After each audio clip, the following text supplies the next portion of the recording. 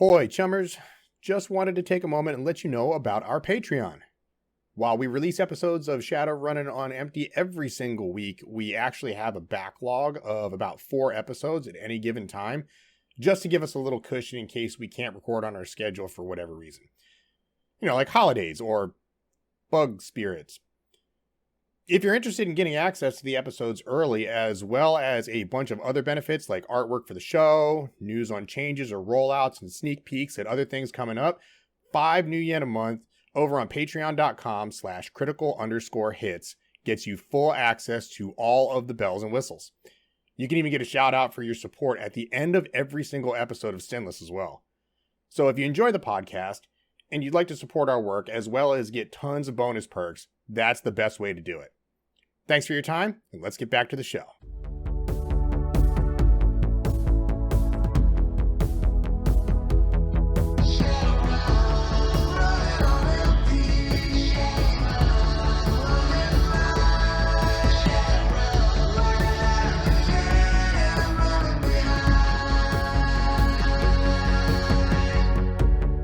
Hey chummers, So Easy Mode here.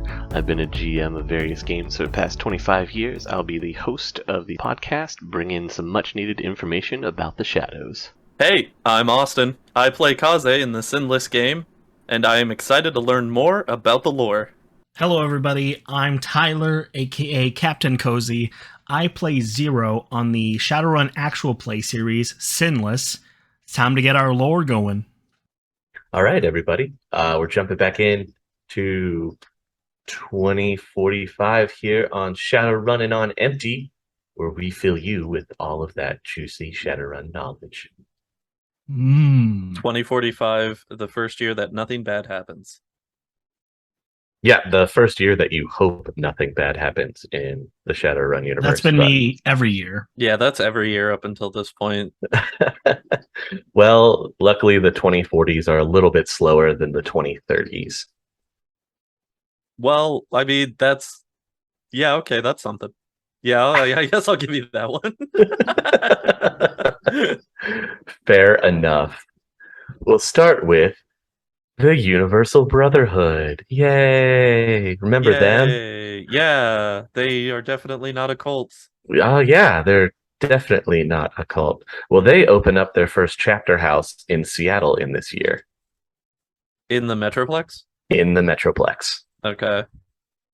So now they've made it to Seattle.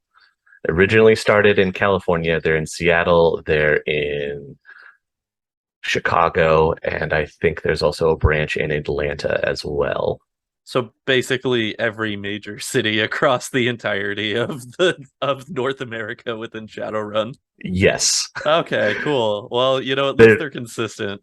They're definitely not plotting anything. No, they're just prime real estate. Location, location, location. The first rule of running a cult. Right? A brotherhood. Yes, it's called a brotherhood, not a cult.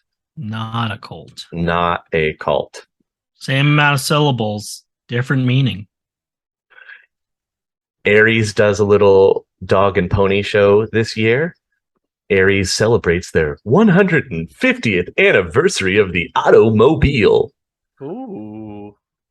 I'm always disappointed by dog and pony shows. Never enough dogs or ponies. Mm-hmm. No, this one is in fact just full of cars. See, come disappointing, on, man. Jesus. Truth in advertising. What are we doing? Saying. They were just trying to show off. They wanted people to know. As if I didn't already trust Ares before. Shit. Good luck now. And then rounding out the end of the year, we have one of the bad things that happens. Wait, real quick, before we get to the bad thing, was there anything of significance of the 150 years of the automobile, or was that just yay cars? It was mostly yay cars, but Ares wanted an excuse to show off. It's like flaunting your money. Gotcha. Hence the dog and pony minus the dog and ponies. Exactly. I see. I gotcha. The end of the year, we see a bad thing happen in the COS, which is the formation of the Humanist Poly Club. Haven't we had enough? They make their debut in the state. I'm so sorry, in the state of Texas. Of course they do. Humans first. Humans first. Come on, Tyler. Humans first. Humans first. Oh no. Bad taste in your mouth. The taste of freedom for Tastes the like right kind of people. It's like the freedom from meta persons all across the world. And they heard freedom disappearing. Huh? Well, yeah, they have giant pointed ears. Of course they could hear it. Oh, yeah. Humans Wow. first. Humans first. Humans Well, first. I'm starting to feel like you're not on the side of the cause here. I don't know. Get a weird vibe from you. As the only person played a human in our current Shadowrun game, this is just for fun.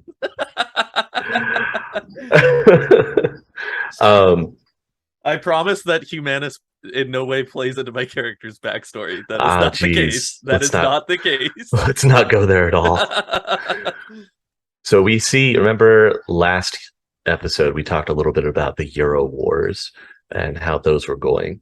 Mm-hmm. Well, they come to a standstill around the 2040s, and they migrate south to northern Africa. And in Egypt is where we see the first live broadcast of what they redub the Desert Wars. And this actually brings in record-breaking ratings and continues to be broadcast up through the late 2050s. So it's Vietnam. It's weird. It's not really, because there's no countries fighting each other. Because it's all corporations? Yes, it's basically the Desert Wars become a testing ground for prototype weaponry where corporations hire out mercenary bands to fight these wars. And they're all broadcast live for your entertainment. Huh. Okay, that's interesting. So wait, how did... but the Euro Wars was actual conflict between countries, right? Because yes. It was Russia... It was Russia... Is Russia making a move into Eastern Europe, which they do. They hold on. It causes that breakup of Germany, and then it fizzles out, and that's what we're left with. Okay. So then they decide, we've got Poland and half of Germany. We're good enough. And start testing out experimental weaponry against each other instead. Yes. Okay, fair. What's the major corporation for Russia? So that goes through a change. Mm-hmm. They have Yamatetsu right now. Okay, never which was originally in Japan. Okay. And Yamatetsu leaves because of Japan's treatment of meta-humanity, where they basically are rounding them up and shipping them to a remote island. Oh, Jesus.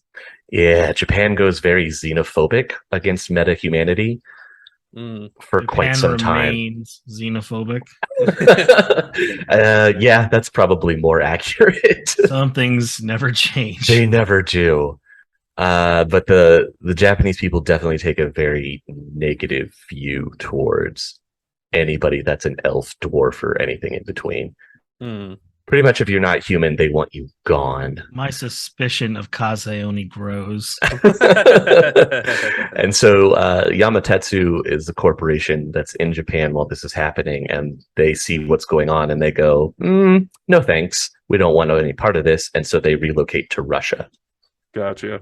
And we will touch back on them because Yamatetsu does change their name. They go through a reorganizing once their CEO actually becomes a new CEO is elected that is a metahuman. He's an orc. He takes over, and they rename the company to Evo. Okay. And Evo remains in Russia, and they end up doing some very meta-humanity positive things. That becomes like their mantra at Evo Corp is meta-humanity first, trying to make meta-humanity better. Okay. Yeah. And we will touch on them as we go. They get more popular. That happens in like the 2060s. And remind me, just because we're globetrotting, Evo's stationed where? in Vladivostok, Russia. Oh, very, very nice. Okay, cool. So it sounds like we have a protagonist. I mean, if you want to say protagonist, I need it. They do some very interesting things, and we will get to that when we get to the 2060s. I don't want to spoil it right now. Oh, you no, sick for son sure. of a gun. I was mostly just wondering for the sake of like wondering if like the megacorps that were involved in this are in relation to any of the megacorps that we've already done. Like if it was like Ares or, you know, any of the ones that we've already touched on, but it seems like Europe's kind of got its whole other bag going on. Yeah, Europe has a little bit of other, and Japan. The Japan corporations, there's a China-based one called Wujiang. Gotcha. Okay. Well, we'll get back. We'll get on that once we actually. I promise. There's a whole thing for mega corporations where we jump into what each one is doing, where they're located, what they're known for. That's a podcast in the future coming soon. Oh, make sure you're following. Look at him go. All right, so we've got to the Desert Wars. Yes. Okay. One of the fun things that does happen this year is this is the first year that the International Urban Brawl World Cup takes place. Oh, snap. And that takes place in none other than Flint, Michigan. Oh, they're fighting over clean bottle of water? You know what? They very well could be. Low blows here right now. Hey, low-hanging fruit still fruit, sometimes you just got to go with it. Mm-hmm. Oh, man. Yeah. And then we're going to skip forward in some years now because not a lot happens in the next 2 years. 2 or 3 years. Who wins the first cup? Let me see. Is that known? Let me look. Hang on just a second.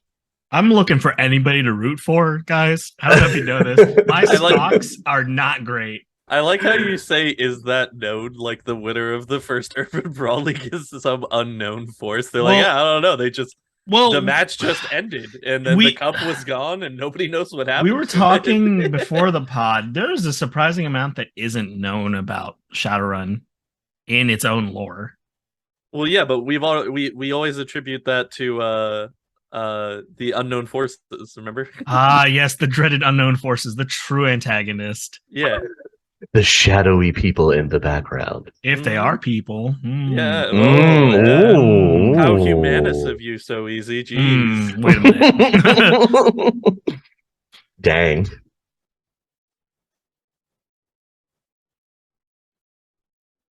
Tyler, if you had to play an urban brawl, what would your urban brawl name be?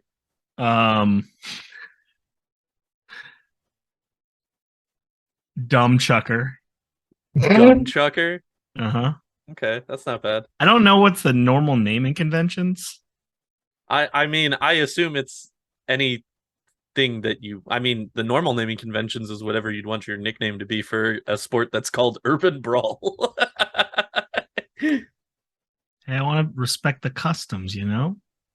I just think, who was the guy we have in Sinless? Crusher? Crusher. Yeah, dumb chuckers are about right. Yeah, I mean, the guy's name is Crusher. Like, you get my way, you're dumb. I'll chuck you. I'm Dumb Chucker. There you go. I could already see the promos. Mm-hmm. Put that on a jersey. Coming soon. So the cup was played out against the team Slaughter versus Nightmare. Oh, hell yeah. Slaughter versus Nightmare. Let's go. Metal. Oh, the most metal. Is the Urban Combat League just like the future version of the XFL? Because like that's the basic naming conventions. When you add in gangs, yeah, probably. That's what it's on its way to. Yeah, that's fair. It looks like Nightmare is the one that pulls out the win. I mean, you know, Slaughter had an off year that year. You know, plagued by a lot of injury. They were going for a perfect season. You hate to see it. Yeah, you just hate to see it. Yeah, hate to see it. Happens to the best of us, choking in the last 5 seconds. And then the nightmares became a dream. You know what I'm saying? Whoa! Look at this guy. To the cheers of many of their fans.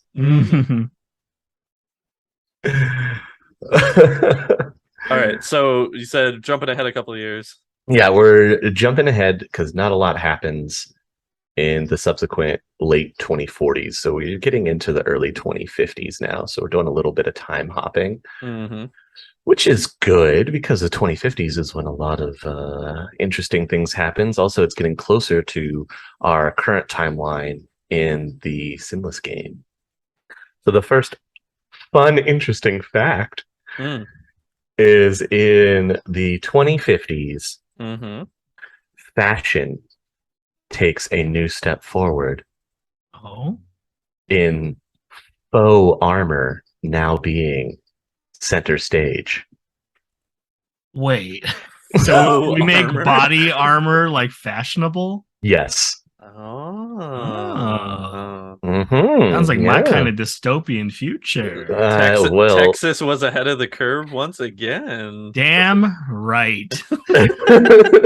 Well, it gets even better because the following year they see a resurgence of this fashion trend, now with emphasis on heavy armor. Ooh, stop. Say it again. Heavy armor. Oh my. Censor the next 30 seconds of this podcast. I like to imagine like a 5-star restaurant, and it's just a bunch of people sitting in full plate at tables using like salad forks in order to eat their dinner. Exactly. Sir, this is a paladin only banquet. Come back when your armor is shined, please. Excuse me, sir. We have a strict breastplate and pauldron policy while on the dining floor. Gotta stay abreast of the pauldron policy. What is this leather look that you have, you peasant? Peasant? Oh my god. That just sounds so right. Kevlar, doesn't it? That's not even a reinforced metal. How dare you? Clearly you're not adequate enough to run in our circle of friends. Galahad, is that you? You know what? Galahad could probably be a trendsetter right now. He was ahead of the curve. He was, right? He's still living that heavy armor lifestyle. He's trying to bring it back, okay? Resurgence.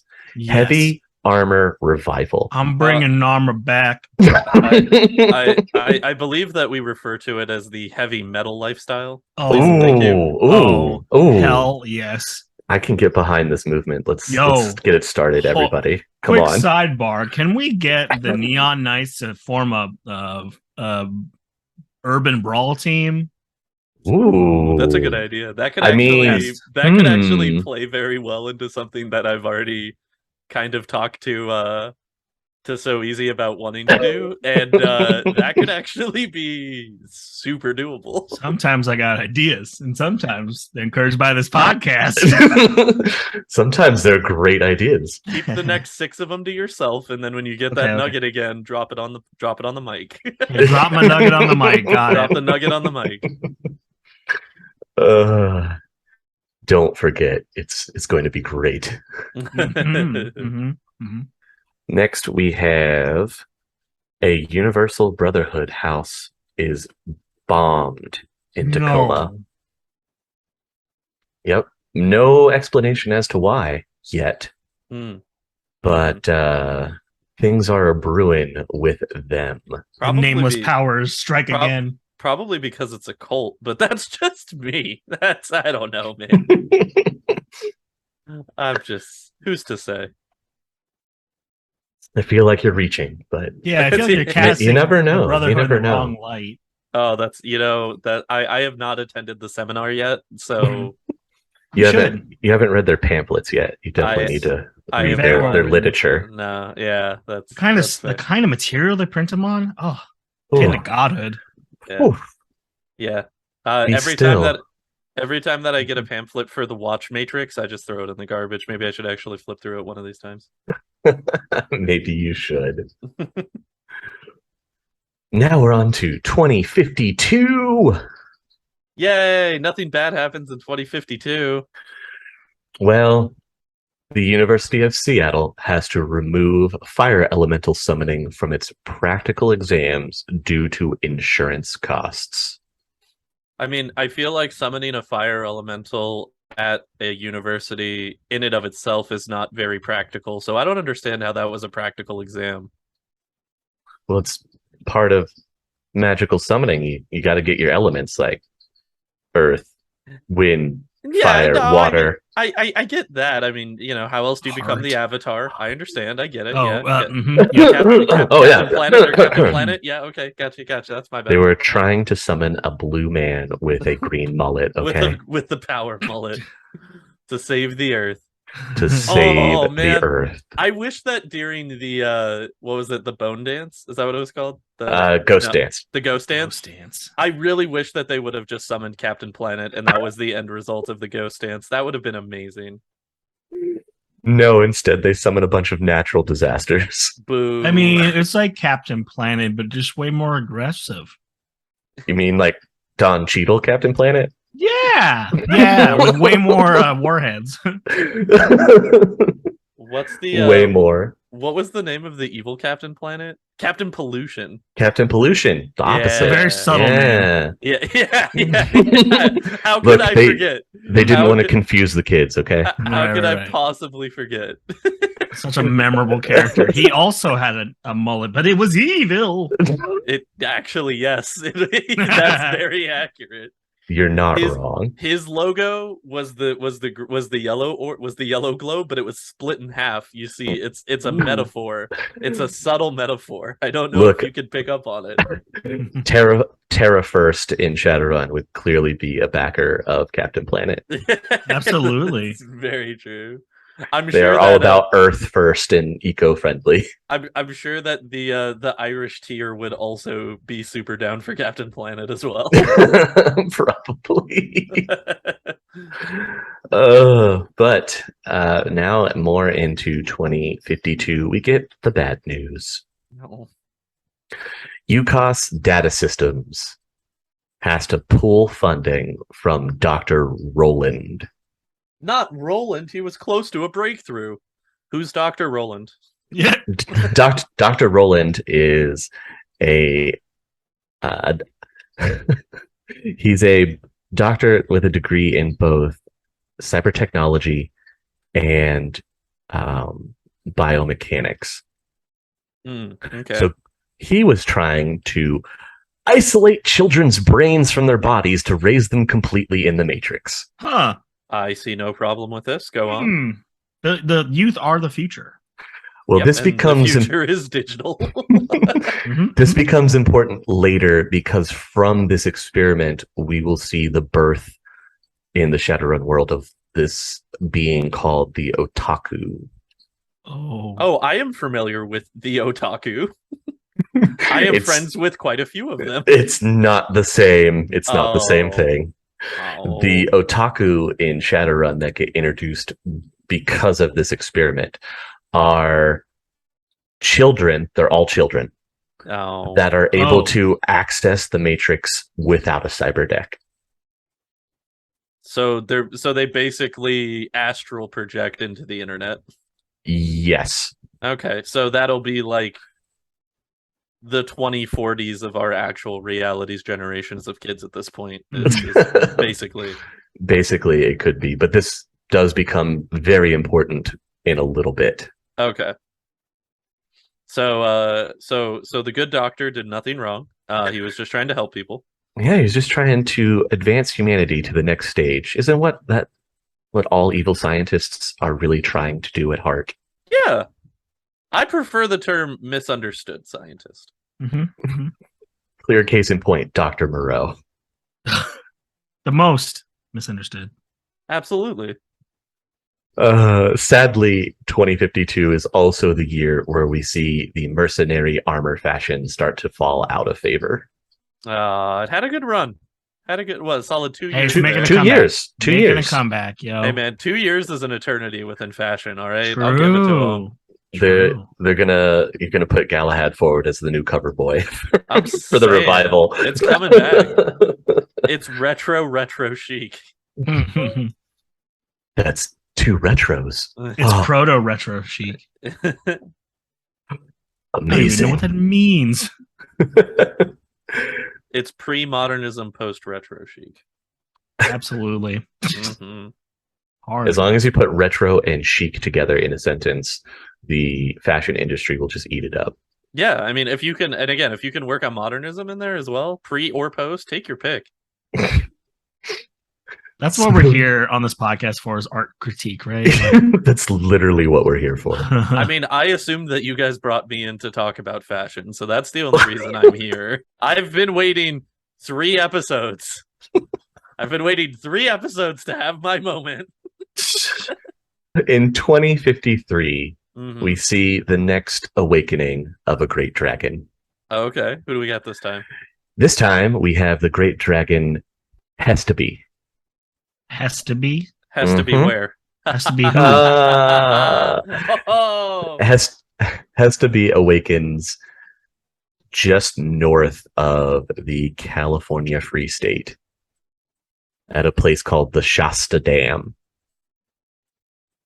And she awakens right in the middle of California Free State, trying to defend itself from a Tyr invasion.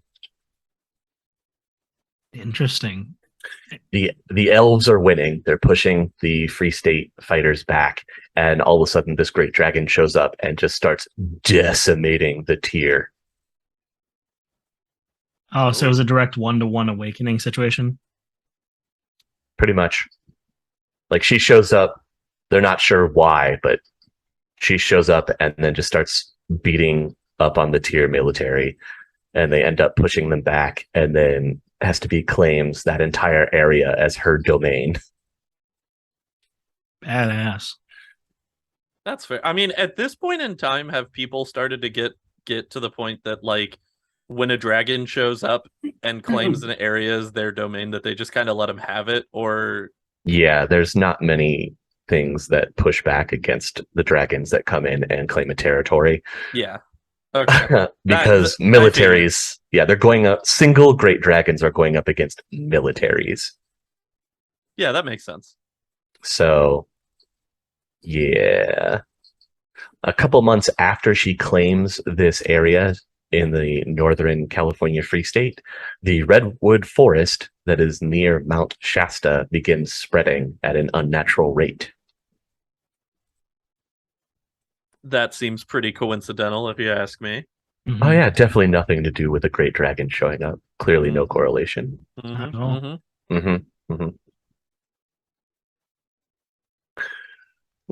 We also have this year, the University of Michigan releases a published magical theorem that describes spell anchoring.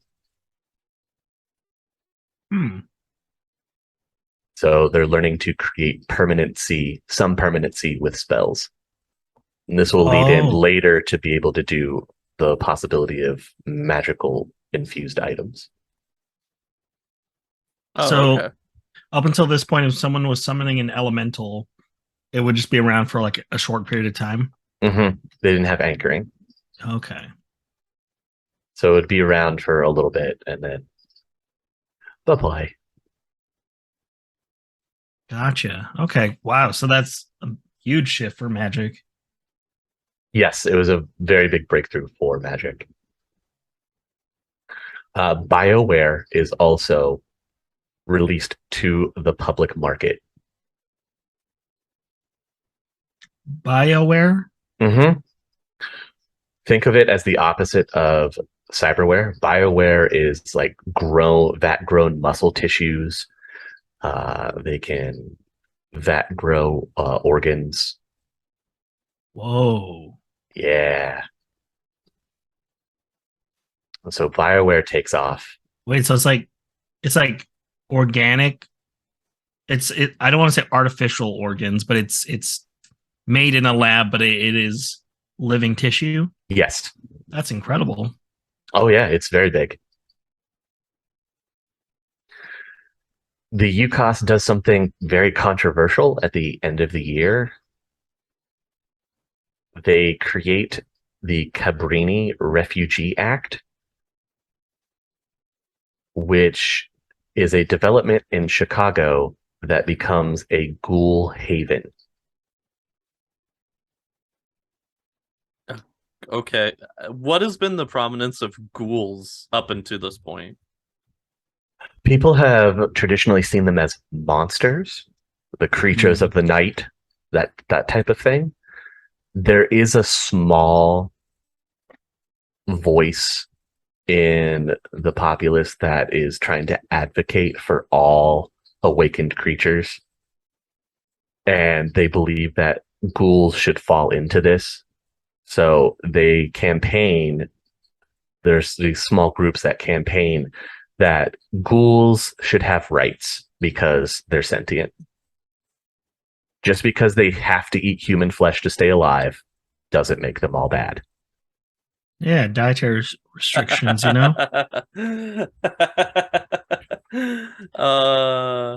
That's funny. So Chicago is the first place that sees this haven. And of course, Humanus is not having any of this. And a month later, they attack the refugee haven and kill at least 100 ghouls. Okay. Okay. Not to take a step too far back, but have we discussed what is the origination of ghouls? So ghouls start making an appearance at the end of the 2040s, start of the 2050s, when a new virus strain starts to come out called HMHVV. And this stands for Human Meta-Human Vampiric Virus. Whoa. Oh, human metahuman. So it affects humans and metahumans? Yes. Interesting. And there are different strains, apparently. People still don't like to throw the term vampire around. But this is a virus that can potentially create vampires. Most people that are first infected by the virus turn into what are called ghouls, which have to survive by eating human flesh, and they become dual-natured creatures, meaning they can see in both the physical world and the astral. Well, that sounds kind of terrifying. It is, because it's natural. They don't have to force themselves to perceive. They just see both at the same time. I'm trying to figure out how that would even look. I don't know. I assume it would be very, very disorienting. That is my first assumption for sure. I think there was a novel that tried to cover it from the perspective of a ghoul, and I think it was described as mostly being seen in the astral, where everything's kind of like an off gray and foggy, and people show up as bright sources of light. Because you're seeing their astral signature. In addition to the physical signature? Yeah, so they can see an outline of the body, and then that body shines brighter because there's a soul inhabiting it. Oh, okay. So yeah, if you want to get technical, I guess ghouls have soul sight. I mean, if you're going to get technical, that's a cool way of going about it. So yeah, anytime any of our mages in our Sinless show go to perceive, they do a perception in the astral, that's what they're doing. They're switching their sight from normal to looking into that gray, cloudy, amorphous plane of existence. And that's how they read people's auras. Oh, okay. So for my gamer understanding, it's like detective vision. Yeah. Okay. That's kind of cool. Yeah, it's just ghouls have it naturally. Interesting. Yeah, ghouls are a little weird. Some of them don't retain intelligence when they go through the transformation, and they revert to being these feral creatures that just hide in the darkness or in the sewers. But some of them do actually retain their intelligence. And I'm assuming that that's the ones that they were mainly showing as being like, hey, they should have rights too, because they're just weird looking and kind of evil, but not bad. Just misunderstood. Yeah. That's their target, and the ones that retain their intelligence have a little bit of power or sway over the feral ghouls, so they could kind of keep them in line. Mm-hmm. But I imagine they could also weaponize them. Exactly, there's that possibility too. Waiting for the addition of the ghoul pit in Jotunheim. that we can use to intimidate people. I feel like we kind of had that, but it wasn't like. Is that not what the VIP lounge was to an extent? No, the VIP lounge is just a container that we put people in. There's never been ghouls associated with that. Am I tripping? I feel like we had. Oh, no. Wait. We went down into the sewers and there were ghouls in the sewers. That's what it is. Yeah. Okay. Yes, spooky ghoul. There are definitely ghouls in the sewers of the Barrens. That is just like a sick sentence. There are definitely ghouls in the Barrens. Now we move on to good old 2055. Oh, so real quick, in regards to the ghouls, I'm assuming that they didn't get the representation that they were lobbying for. It's actually something that's still talked about and fought over, I believe, all the way up into the 2070s. Okay. Yeah, it's very hard to try to convince people that creatures that eat flesh should have rights, like being able to vote and own property. Interesting. So there's not like an artificial equivalent that they couldn't just like mass produce meat, but like nobody's made like the Soylent Green for ghouls. That's not people. That's not people. Not to my knowledge. I think people were hoping that when BioWare hit the market, that they could do that, but it doesn't take off. That just seems like free money. Like that just seems like somebody's slacking because. Well, you have to think also, ghouls don't have jobs, so how are they going to pay for it?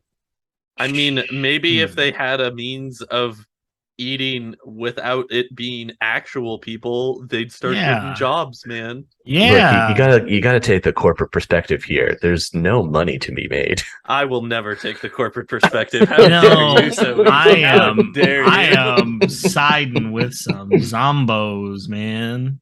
It's like public transportation. Like if they had the means of survival, then maybe they would be like, hey, I could support the system. Keep me alive or unalive.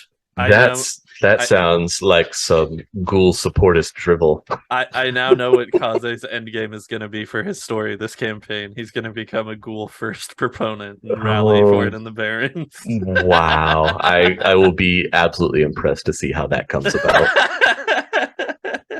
Weirdly enough, I'm all for it. So 2055, here's where some things start to definitely begin to pop off. The Universal Brotherhood opens its Project Hope camps in the Redmond Barrens of Seattle. That sounds positive. Anything with the word camps in this world is not fun. So it was perceived as very positive. They were outreach, to the downtrodden and the people that were down on their luck and the homeless. You had a place to go. You had a place that you could come and sleep and get food. It was run by the Universal Brotherhood, and they were just looking for more members, but Project Hope was like a PR positive outreach program that they had come up with. Yeah, so they're recruitment camps.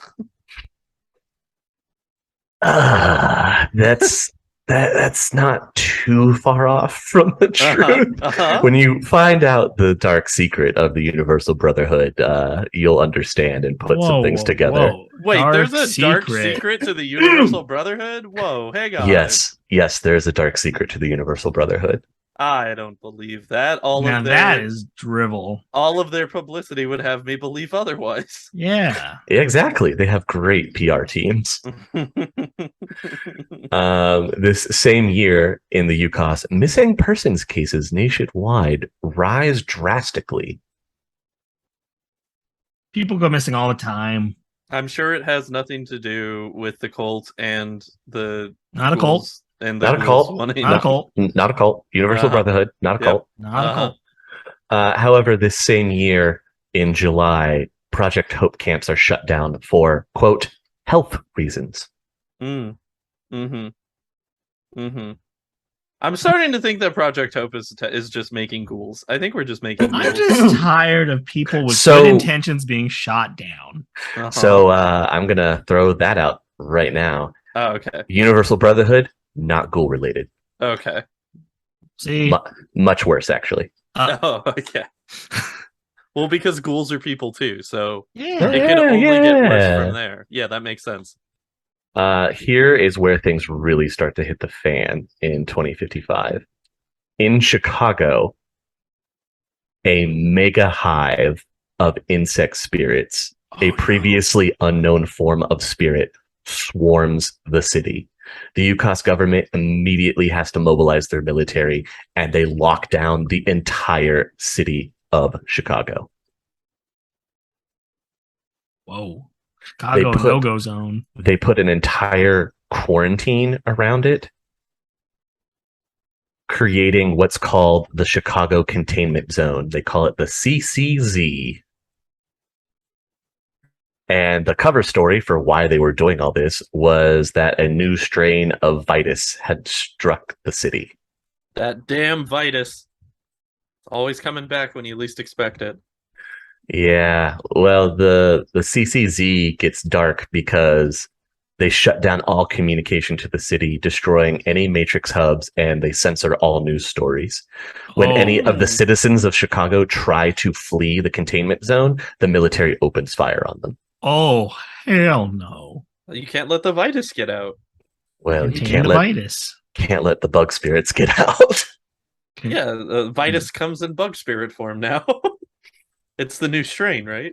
No, the bug spirits were brought to this plane of existence by the Universal Brotherhood. Aw, those sons of bitches. Little did we know it wasn't just our universe. Yeah, bug spirits are real nasty critters too. So what is a bug spirit? That's what I'm about to go into. Bug spirits primarily exist in astral form. Mm-hmm. Okay, it's very hard for them to exist in our real meat space. My favorite space. To do so, what they have to do is they have to take a host. So when a bug spirit hive, when it gets to the level of hive, they've basically taken over an area. You'll have a central leadership caste, like a queen insect, and then you'll have your warriors and your drones. And these will be hybrid people bugs. And they do mutate when they possess you, and it is very awful. So can they only possess you if you were existing within the astral, or can they just possess you whenever? There's a ritual that they have to go through to perform the possession. They can't just possess anybody. And the cover, being the Universal Brotherhood, would bring these downtrodden people in. And, you know, it was a nice place. You got free meal. You got a place to sleep. It was clean. Well, if you kept coming back, they would take you in for enlightenment. And that's where they would take people and basically drug them so that they'd be unconscious, and then take them down into the under construction hive and perform the ritual to have these people inhabited by bug spirits. See, never trust enlightenment, man. It never ends up well. Yeah, it's terrible. I gotta say, of the many awful things that happen in Shadowrun, that's pretty freaking bad. Not a fan of the body horror that would ensue. Oh, yes. Very high on body horror. The worst part is that there are many different forms of bug spirits. You've got roaches, you've got wasps, ants. What about uncles? No uncles. There are mantises. Oh, that'd be pretty cool. And is the transformation like it happens then and there? It takes the ritual takes a process. I think it takes a couple days. Oh. But basically you get encased in the hive and go into a larval form, and when you emerge, you're a hybrid human bug spirit. And oh gosh, I'm asking questions I'm regretting, or I'm gonna regret knowing the answers to. But say that you get inhabited by a bug spirit and it takes a couple days. What happens to the person's consciousness who was in there? It basically ravages your mind and they completely take you over. There's no hope of reversion. You know, that's actually, weirdly enough, I'd say good news, because if I was inside of this thing and it was inside of me and I'm just like seeing weird cool mantis arms and I'm just like, oh, I have no control here, that's a little more terrifying to me. You know, I'm trying to find the silver lining. The silver lining is that once the transformation is complete, I'm basically dead. Hooray. So the UCOS obviously wants to keep this under wraps from the populace. The federal government begins making supply drops via drone and airdrops into the containment zone. They reach out to the tier princes and the great dragon Lofweir for advice on what to do. And he said, burn it all to the ground. Yeah, they actually did. And so the UCOS decides to set off a sub-tactical nuke in Chicago. Isn't Chicago the capital of the UCOS? No. It's still in DC. Oh, okay. But Chicago was like a major metroplex before this happened. Chicago was the headquarters of Ares? Yeah. Okay. Guess what? They have to relocate. Shock.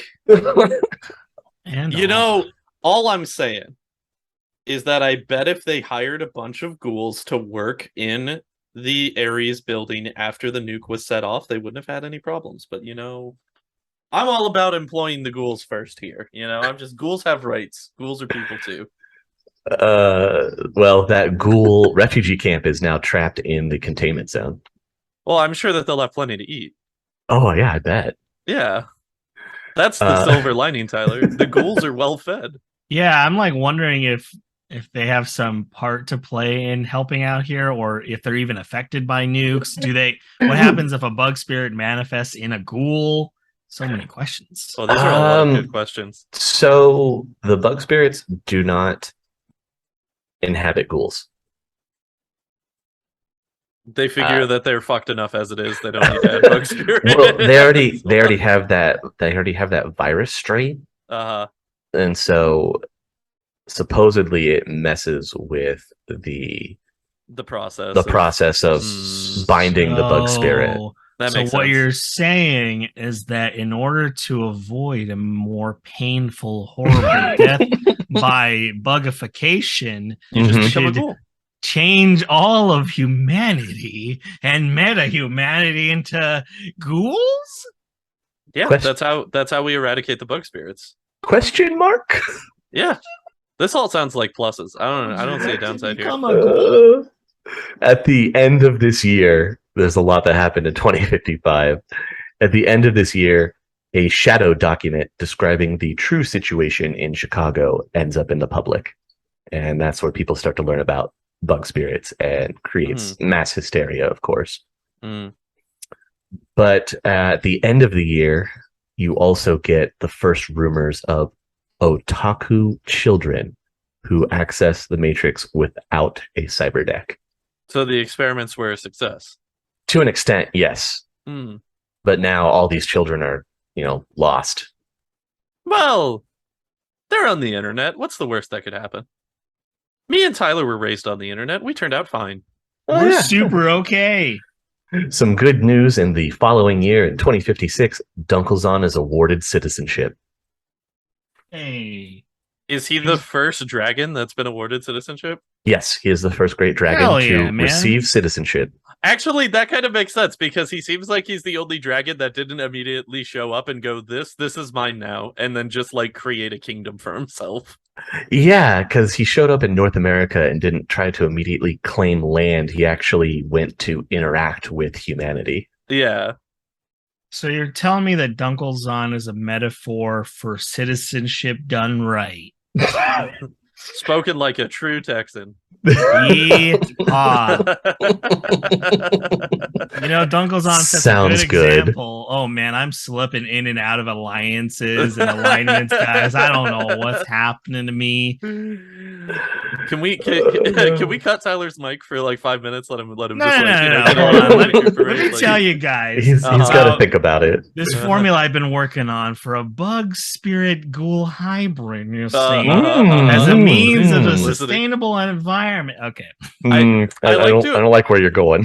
I like to imagine that there was like some once bug spirits became a known entity, that there were people that would try to make like bug spirit zappers, and it's like a dream catcher with like glowy blue strings in it that's supposed to like attract bug spirits and would electrocute them to death. I can only imagine the type of snake oil salesman that tried to take advantage of this, saying this is the foolproof way to avoid it. Number of healing rocks and anti-bug rocks skyrockets. Oh, dude. Crystal sales going out of control. The aerosol containers of Astral off in order to keep the bug spirits away from you. It's just canned air, but nobody wants to say anything about it.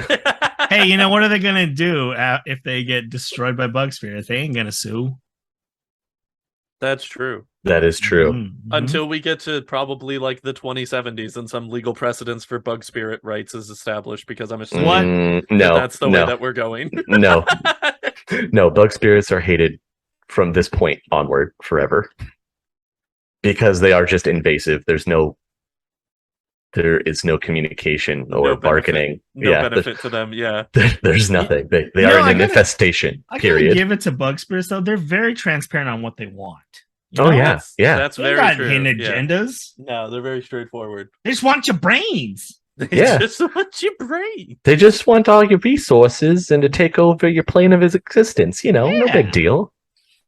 So, do we know where the bug spirits came from? Like, are they just creatures of the astral, or they're from an unknown metaplane? Nobody knows where they came from. Powers. Okay, I got you.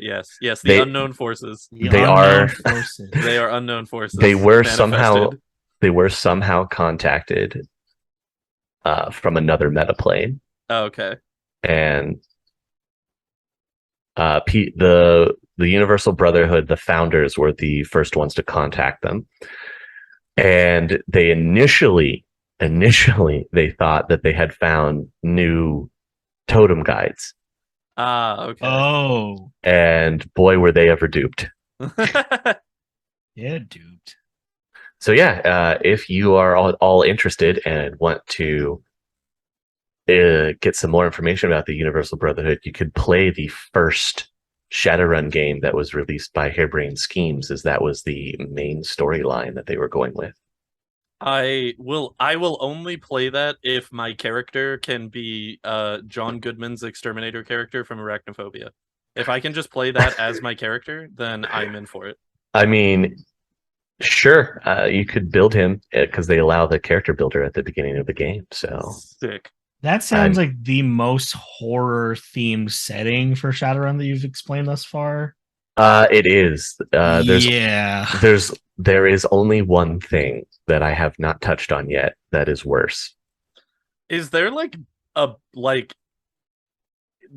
exterminator businesses specifically for dealing with this? They're called the military. Yeah, they're called the military. Like, there's no, you can't just call up mom and pop's Bugs Are Us to get them eradicated. Bugs aren't us. Bugs aren't us. Roach be gone. No, Astral sorry. RS. Astral RS, yes, exactly.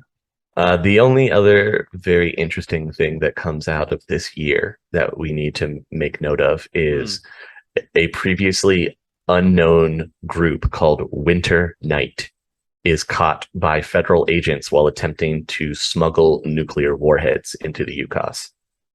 Oh. From where? They don't know. Unknown forces. They're coming in. Forces. But remember Winter Night, because they become a very big thorn in the side of the world. Okay. Okay. Sure. Into the 2060s. A new player? Yeah, a new player has arrived. A new challenger has appeared. Everybody's favorite year, 2057. Nothing bad happens in 2057, as far as I've been told. Well, Dunkelzahn becomes president in 2057. Yeah, like starting I said, the year off right. D-Town. And he becomes president because the previous president, Thomas Steele, is accused of rigging the 2056 election. What a bastard! And so Congress votes to do a new election, and Dunkelzahn runs and wins. Hell yeah! I mean, like, who wouldn't vote for a dragon? Right? Like, let's be progressive here. Let's dragon. Be honest. Why would we not elect a dragon? That just seems like a good move. Sadly, it is the shortest presidency in recorded history. Because he achieved world peace an hour after. And he becomes supreme king of the world. Yep. Well, on August 7th, he's elected president. On August 9th at 10:23 p.m., he's assassinated by an unknown assailant outside of the Watergate Hotel. Why did it have to be Watergate? It had to be Watergate. They had to have some kind of historical building involved. Unknown forces. That too. An astral rift appears above the site of his death, and witnesses claim to see his astral form enter the rift. To where? Nobody knows. Yes. Oh, unknown forces. Is this? I'm assuming that within the world of Shadowrun, this is also like the first time a dragon has died since they've come back. Oh, good question. Yes, this is the first recorded instance that a great dragon has been killed. Not just a good dragon; he was a great dragon. The best dragon. There are lesser drakes and dragons. Yeah. In the world at this time, but a great dragon is like a force to be reckoned with, and one was just assassinated. I know, but so it's funnier for the joke if I just go with that. Look, I was just trying to explain, and you know, why you gotta lore explain it to him, man? You know, it's fine. So Dunkelzahn was a good dragon. I get it. Yes, he was a good dragon. After his death, there's a reading of his will. And contrary to dragon custom, which is to hoard all your treasure, Dunkelzahn opts to distribute his wealth to an extensive list of individuals. Because he's the best character in Shadowrun. I don't know. I know I've said this all 3 episodes so far of this podcast. I'm going to continue to put out that Dunkelzahn is the best character in the Shadowrun He was universe. The best of all of us, really. The greatest dragon, some would say. The greatest dragon. The other cool thing that happens right after his will is completed, like read to the public, copies of the will hit the Matrix. Oh no. Just like seconds after its reading. Is nothing sacred? Well, if you ever want to dive into it, I do have Secrets of the Dragon, which dictates the entire will of Dunkelzahn. I will say I am curious as to who Dunkelzahn deemed worthy of such a vast wealth. He gives away a lot of things to a lot of different people. One of the really cool, interesting stories is that there's this no-name orc that's mentioned in his will, right? Just random John Doe orc. And in the will, he gifts the orc like 2 or 3 million new yen. Oh, solid.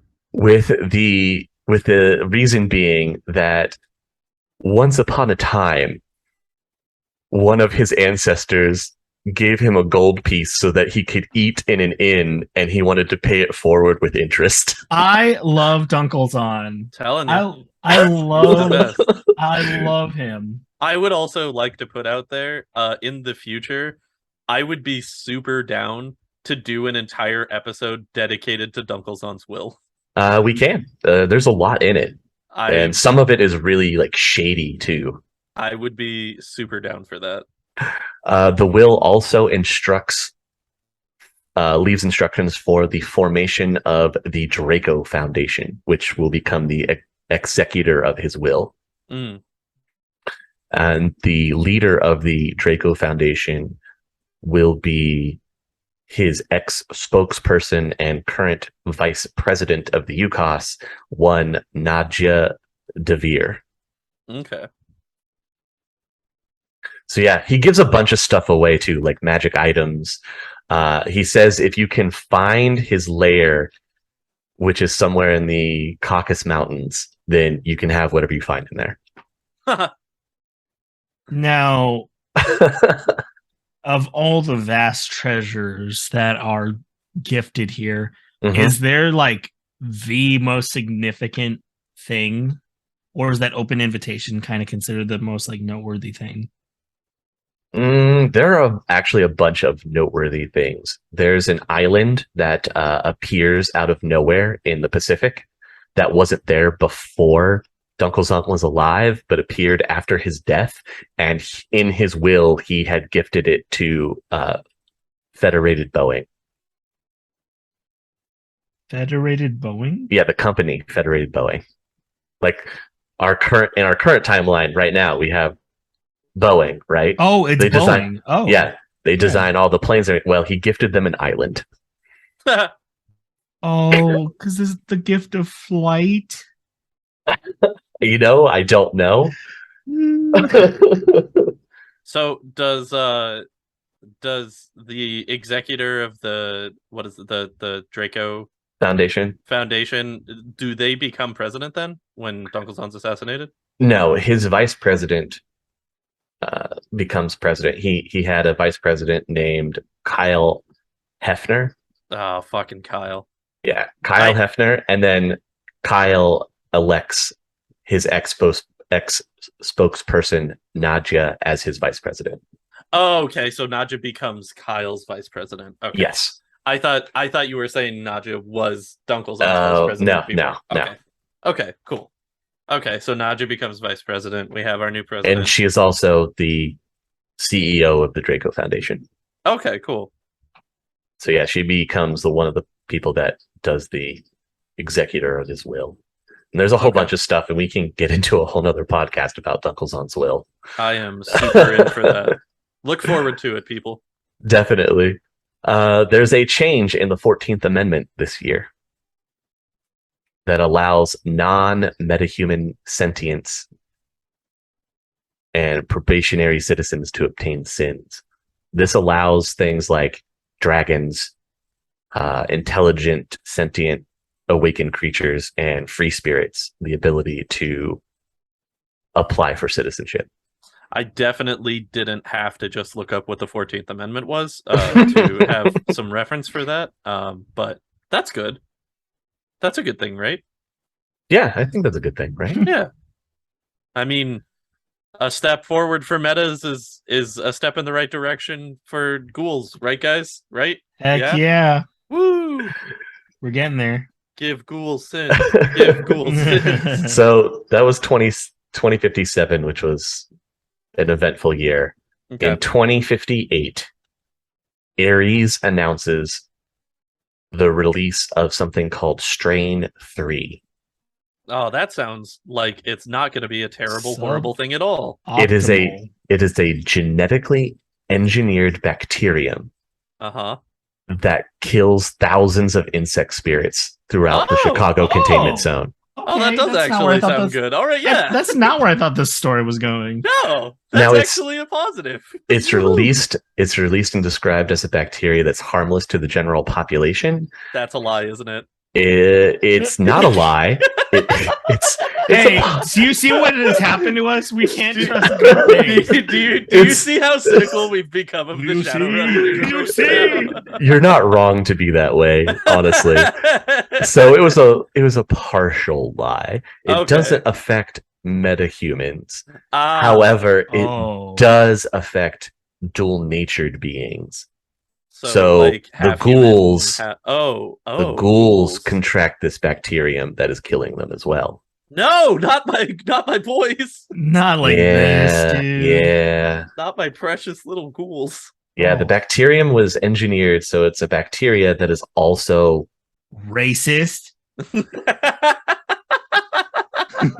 It's a bacteria that has an astral presence, and that's why it can affect the dual-natured beings, and that's why it's so effective against the bug spirits. I see. Oh, so it wasn't a targeted attack on the mudbloods.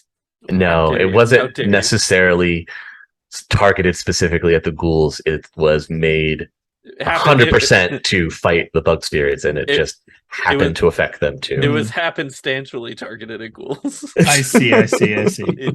It's better than directly targeted at ghouls, you know? So this officially, Ares comes out and says they've eradicated the bug spirit problem in Chicago. However, Chicago remains like completely removed from the rest of the world. Whoa. Yeah, they don't reattach the matrix to it. It's still kind of a containment zone. The military does stand down a bit, but it's still not its own place again. Chicago doesn't really recover until like the late 2070s, because you have to think, not only did they release a bacterium, but it was also nuked. Wow. Well, the fact it got nuked and then became, I'm assuming, habitable. Yes. That's a hell of a comeback. Yeah. I don't know if it really counts as a comeback. Where we can, okay? I guess so. Sometimes you have to. I have to all the time, dude. The cost remembers, okay? I'm pretty sure that's on their flag. I'm pretty sure. Do they even have a flag at this point? You know what? I don't want to talk about this. The UCOS does have a flag. Yeah, you're right. COS and UCOS have their own flags. Oh, I bet that the COS flag is super unproblematic. I'll send you a picture of it later. I'll say that much. Boy, I just looked it up. Oh no! It's not even cool looking. No, it's really not. I'm sorry. Wow. Ay. It's like if rednecks took over Switzerland. Wait, which one is it? I see several. It is the one that is the X in the corner. Yeah, it is.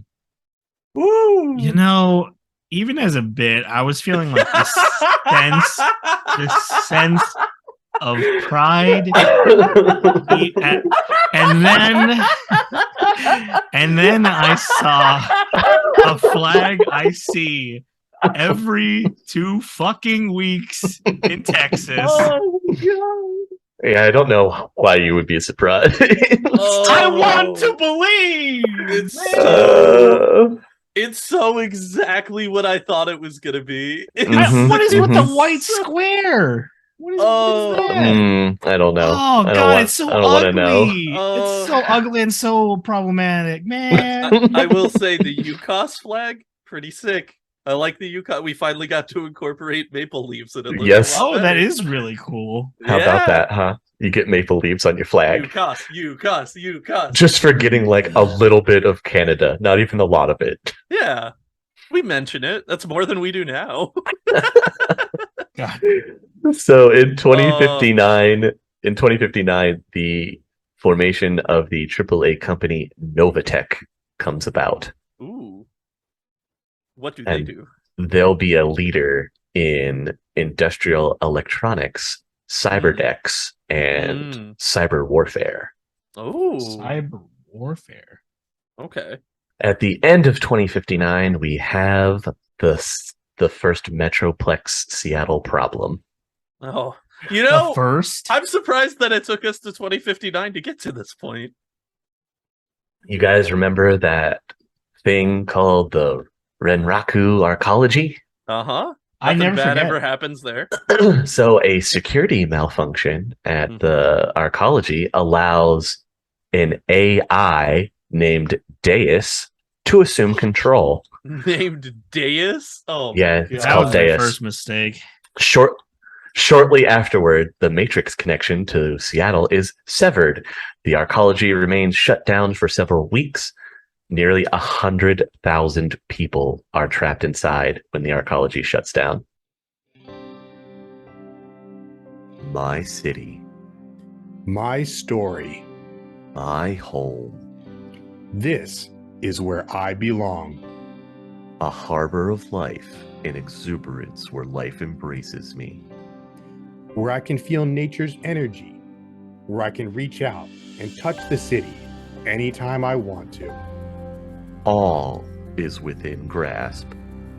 Where I can enjoy a refreshing morning. A little whiff of vigor before I embark on the day.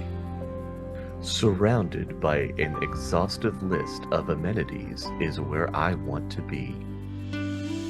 I run to the beat of my own drums. Nestled in the ultimate facilities to manifest life with my own flavor. This is where my young can learn with their mind and enjoy with their heart. This is where the fashion of the West can meet the exotic fruits of the East within one mall.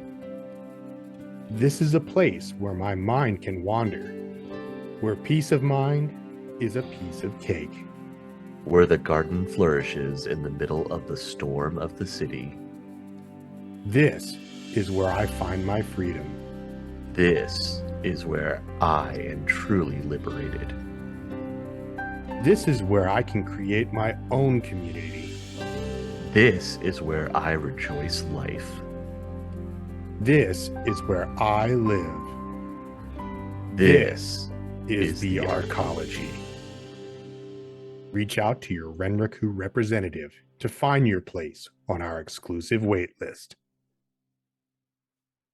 So is that what causes the shutdown of the arcology that we have talked about in Sinless currently? Yes. This was the malfunction? This is the security, well, air quotes malfunction. Air quotes malfunction, not air can't quotes let you go. AI has achieved sentience. Yeah. Yes. So You're in here for your own good. Yeah, Renraku made a whoopsie in that this is Renraku never makes whoopsies. How this is dare actually you? the second. This is the second AI that they've created. Deus is their second AI, and they put rogue? it. No. Well, yes and no. Deus is put in place in the arcology to help run the whole arcology because it's massive. Right. And they put it through a bunch of psycho conditioning to make sure that it's loyal to the corporation, right? This kind of backfires, big surprise, because they're also afraid of it getting loose, and they don't want another AI loose. So they put in a bunch of emergency kill codes, and Deus sees this as an attack on him, and this is what causes him to rise to sentience. I see. Fears for its life? Yeah, he fears for his life, and so shuts down the entire arcology. Yeah, that checks out. So we talked about the first AI from Renraku, didn't we? Yes. I don't remember what it was called. Megara. Megara, that's right. Mm-hmm. Okay. Yeah, she gets loose out in the world and actually like ends up falling for a Decker. Oh, that's sweet. And they kind of run off into the sunset together. Yo, is the Decker's name Hercules by chance? No, it's not Hercules. Oh, I'll still take it. Wait. You know what? We take those. We take any W in Shadowrun, okay? Especially a love between a man and his AI program. Someone's gotta love. So now we're in the 2060s, and this is current year for Sinless. Okay. Yes. Okay. Early on, Shadowlands posts a file claiming that the Renraku arcology has been taken over by an AI and claims that people are being brutally experimented on. That makes sense. This further fuels the idea from the Shadow community that the arcology has become a war zone. I mean, how can the AI protect humanity when it doesn't know how humanity works? That just sounds like science. No? Just me? I feel like you have a good point. So remember the name of the corporation Yamatetsu? Yes. Here's where they come into prominence once more. Okay. Late in 2060, the Draco Foundation awards Yamatetsu a prize for creating the first fully self-sustaining underwater habitat. Oh, that's cool. Very cool. What is Yamatetsu's like main focus as a company? They're into agricultural goods. They do some industrial work as well. They also did try to take on a few of the projects that are listed in Dunkelzahn's will, and this is one of the ones that was successful. Oh, okay. And so this spurs them on to continue to do experimental research into these like radical areas. Gotcha. Which is good. It's very good for Yamatetsu. They eventually, like I said, they become something greater. Also, another question, because I don't know if it's something, I don't think it's something that we had brought up previously, but at what point in the timeline does Shadowrunning become like an occupation? So second edition for Shadowrun pretty much starts in the late 2040s. Okay. So that's when you already have a bunch of this stuff established, like you have your mega corporations that are coming to prominence. You have the extraterritoriality. All this bad stuff is happening around the world. Right. And so, of course, corporations want to try and one-up each other. Right. So how do you do that? You employ Shadowrunners, deniable assets, people that aren't connected to you. They're just some criminals. Who cares? Yeah.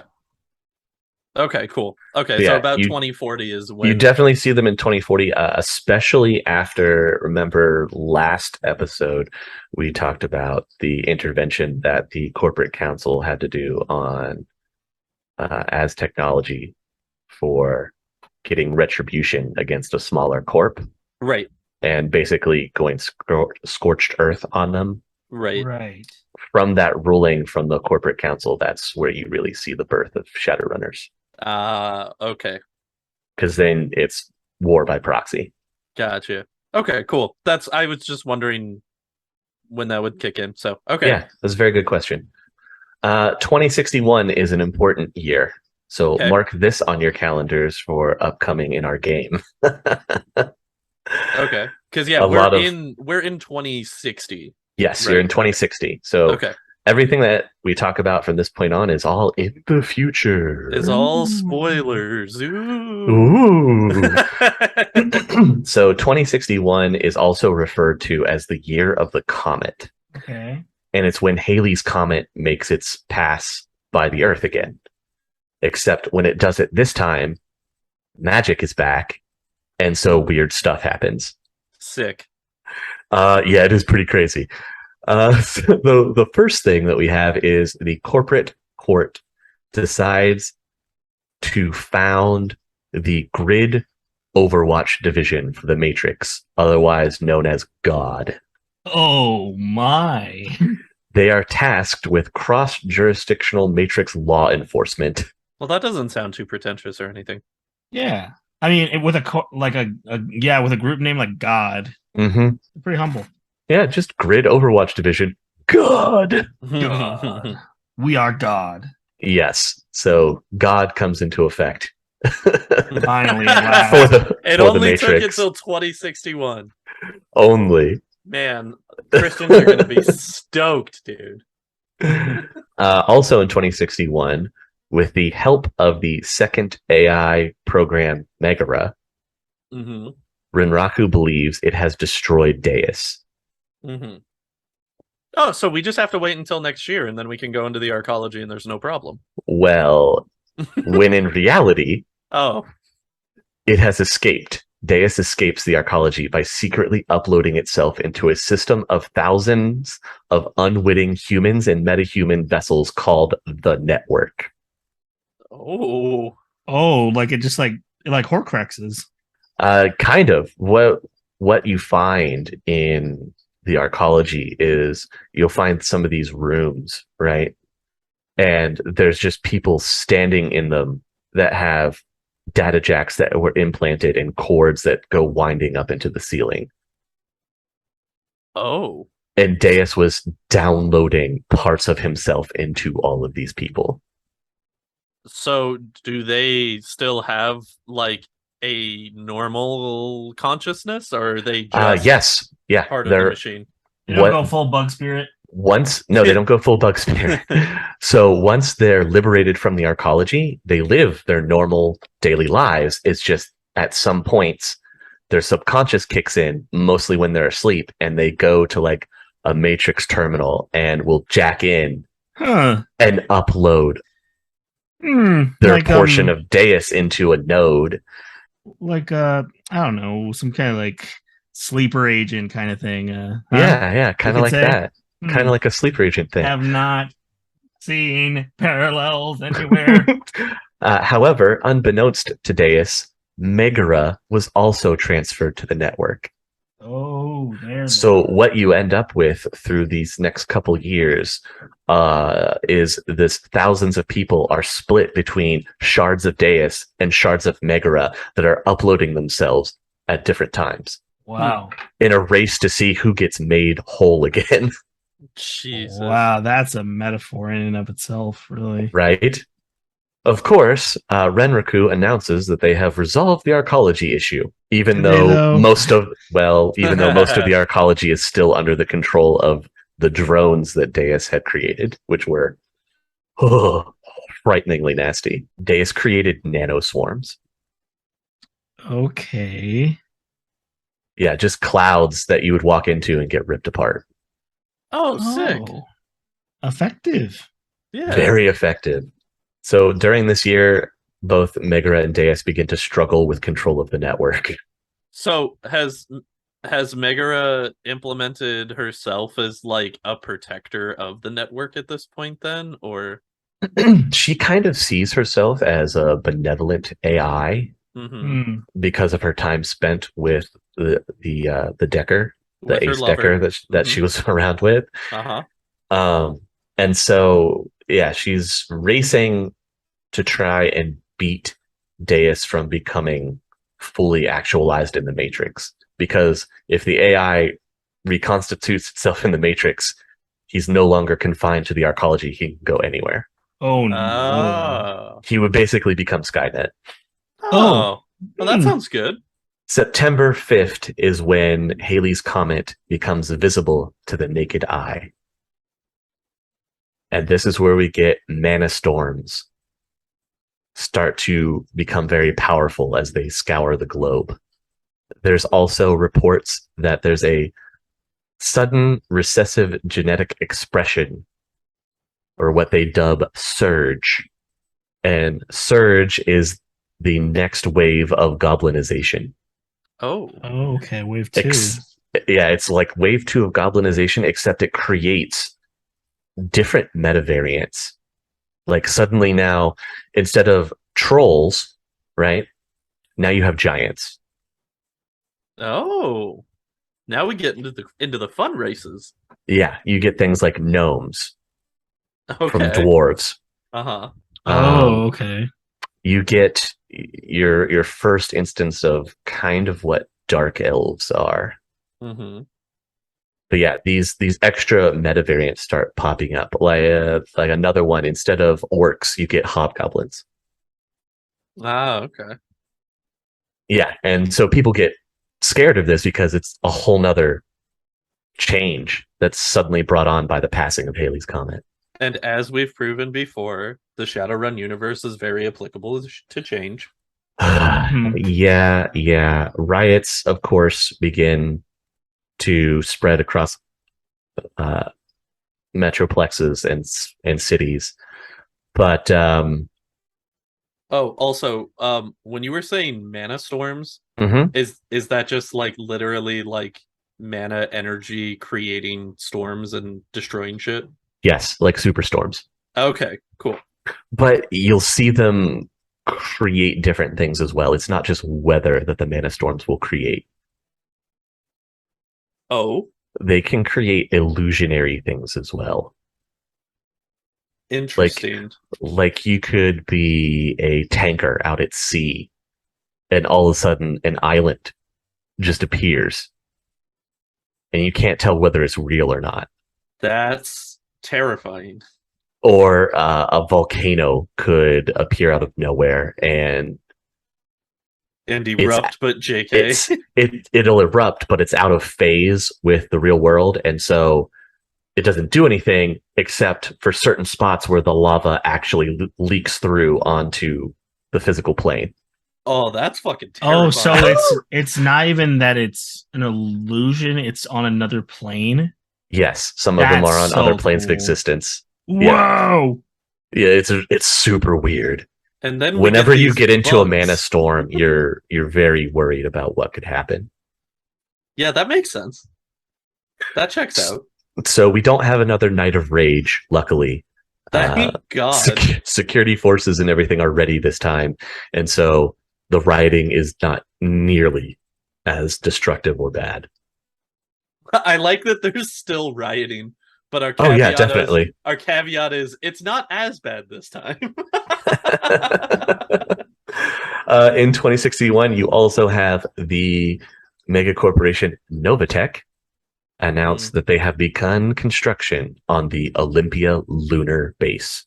We get to go live on the moon? You can go live on the moon. Oh, snap. All right. What if we... Hear me out. Hear me out. We're going to space. What if we colonize the moon with ghouls? I'm leaning forward with my fingers bridged. Yes, go on. Because if we use ghouls, then they basically have to like learn how to function from a societal standpoint, so they would be able to better integrate with our normal society that we already have. And if we remove them from human flesh as their primary source of nutrition, it may stimulate them to evolving into not having to eat people anymore. Yes. I feel like you're stretching for no. Of all the ridiculous logic I've heard in Shadowrun, I feel like there is logic here. I don't know about that. I'm just saying that we should be prioritizing Cosmogools, okay? You're telling me in a universe where a Halley's Comet flies over the world and phases in another parallel universe, you can't see a world where we send the ghouls to the moon? I can see where we send them to the moon. They would die because there's nothing for them to eat. That's why they adapt. I'm telling. That's how evolution works. Science, adapt or die. Adapt or die. It's literally. I mean, it's better than what they've got now, right? Wow. I'm 2060. Look out for the ghouls, okay? Back to 2061. At the end of the year, we see another great dragon comes forward. Okay. This great dragon's name is Ghostwalker. And he's first seen when he emerges from the Watergate Rift in Washington, D.C. So he's Dunkles on too. He comes rampaging out of there, flies directly from DC to Denver, right? And just destroys anything that is labeled as technology when he gets there. Gotta say, not as subtle of an entrance. No, it was not subtle. Also, when he leaves, when he exits the rift, there are a bunch of spirits that had not been seen before that also exit the rift. That are now part of the astral. Yes, these terribly, these spirits are later identified as the spirits known as Sheedom. Sheedom. Yeah, Sheedom are nasty little spirits.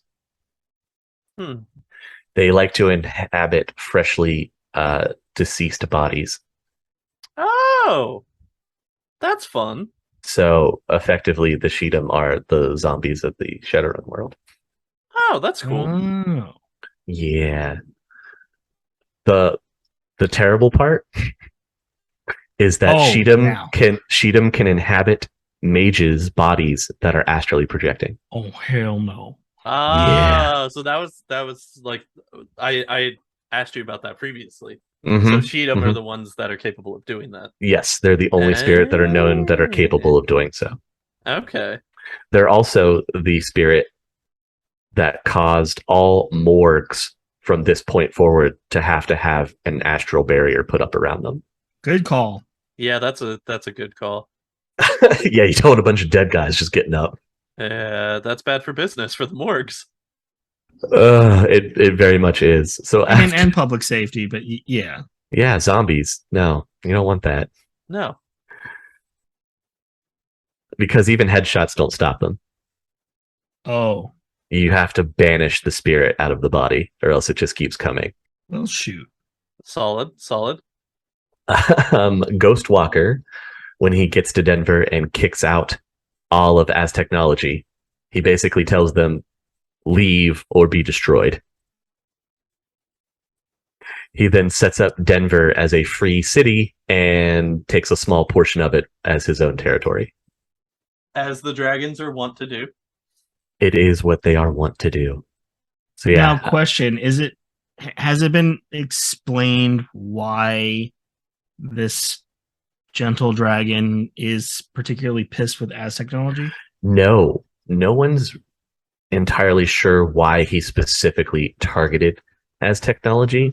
There are rumors on Shadowlands that he was holding Az Technology culpable for the assassination of Dunkelzahn. Oh, interesting. There's no proof, though. But, okay, so Dunkelzahn dies. And, did Dunkelzahn leave a body? No. His physical body was not found. So... That's how massive the explosion was. Oh, I wasn't sure if it was like his... Because you said his spirit, they saw a spear go into the portal? They claim to have seen his astral form go into the portal. Okay, so it goes into the astral rift, and then this, what was the dragon's name again? Ghostwalker comes out of there pissed. Okay, now I'm back on track. Okay, now we're going to skip forward to 2063, where we have the first ever mention of a technomancer. Do tell. A technomancer is somebody that can interact with the Matrix without a cyber deck. So they're the evolved otaku. Oh, okay. I was gonna say, is there a differentiation other than just age?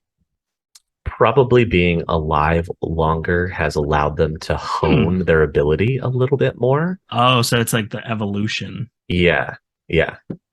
Not to mention that in previous years, when Deus had control of the arcology, he had approached the otaku to try and get them on his side. It kind of worked. There were a few that followed him, but after he gets destroyed, they're kind of like thrown to the wind. So this technomancer, whose name is Pax, What a cool guy. He was one of those people who was a servant of Deus. And he has a vision about transforming the Matrix. And he begins working on a virus that will bring his will to life. That will bring Deus's will to life? No, Pax's. Oh. Yeah. Okay. So he starts on that in 2063. At the end of 2063, Pax meets with a Winter Night Doomsday terrorist cult. Remember Winter Night? That sentence? That was a hell of a sentence. Yeah. Remember Winter Night? Yes. Yes. Winter Night were the guys that were trying to smuggle in nuclear warheads into the UCOS. So Winter Night Doomsday terrorist cult. Okay. Yeah. And this sparks an underworld war between Otaku and remnants of Deus Otaku, resulting in the death of thousands of children. Oh. Ooh. Winter Night also steals the Surtur biological weapon prototype, and they begin manufacturing it. Surtur being the name of the biological weapon. Oh no! Wait, wait. Okay, forgive me. Which biological weapon? It's called Surtur. Yes. Biological weapon prototype. And this was previously mentioned. No one knew it existed. Oh, I see. It was being kept under wraps because you don't announce to the world that you're building a biological weapon. Well, not if you're doing it right. Well, yeah, you want to keep it hush hush. Absolutely. The only bright spot on 2063 here is that we have the first manned mission to Mars. And they do successfully make it. That's something. And then they find more horrible astral beings that only existed on Mars and bring them back with them. No, this isn't. Wow, this isn't species. This isn't species. For once, I was actually like, "Oh, yep, that's definitely got to happen, right?" Wow. The next big year is the following, 2064. This is when Crash 2.0 happens. Oh no! Yeah, we lose the Matrix yet again, in a very horrific way. Novatech announces that they'll offer 20% of their shares to the public. And that's important because that's when this whole plan that's being concocted by PAX and Winter Night comes to fruition. And that's on November 2nd. Meanwhile, intelligence agencies around the world are catching some of these Winter Night operatives, and they're trying to interrogate them and break them to find out what they're planning. And no one's breaking. They don't break one of them until late November, like the day before Novatech is supposed to go live for their stock sale, right? Oh, right. And the cult leader breaks under interrogation that not only are they planning a Matrix attack, but there's also a physical aspect as well, because Winter Night's goal is to try and usher the world into the long night from Ragnarok, which would be like an ice age. Hence the name. I see. I see what we've been working towards. So that's why they were stealing nukes, is because they wanted to cause that. Yes. Nuclear winter. Nuclear winter, yes. Yeah, okay, gotcha. So November 2nd comes along. Novatech triggers their sale, which triggers Crash 2.0. Wow.